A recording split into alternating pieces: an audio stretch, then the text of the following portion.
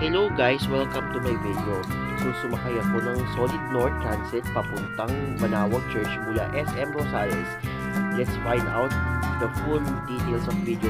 Let's go!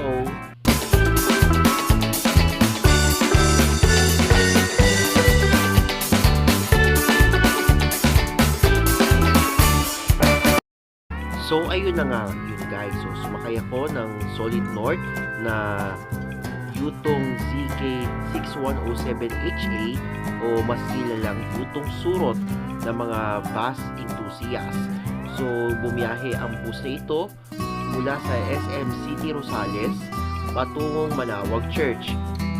So nag-transfer ako ng sinakyan kong bus from Dauma, Mabalacan, Pampanga patungong SM Rosales at from SM Rosales going to Manaoag. So yung biyahe na iyan ay madaraanan yung gilid ng Manaoag Church. Ang pamasahe ay 60 pesos mula SM Rosales patungong Manaoag Church at 48 pesos naman para sa discounted. So dumaan ang bus na ito sa Villasis, Urdaneta, Binalonan at nakarating sa Manaoag. So itong video na ito ay dumaraan ito sa lungsod ng Urdaneta. Bale, inabot ng 1 oras ang biyahe mula SM Rosales patungong Manaoag Church.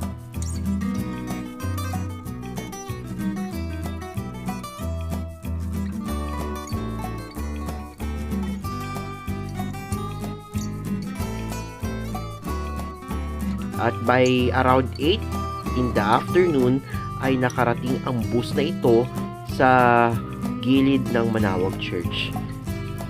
Pagkababa ko sa bus ay kaagad na akong naglakad-lakad at dumiretso na sa simbahan ng Manaoag. Thank you for watching this video. Abangan ang mga susunod na mga uploads ko. And that's all. Thank you for watching. At ayan ang Manaoag Church.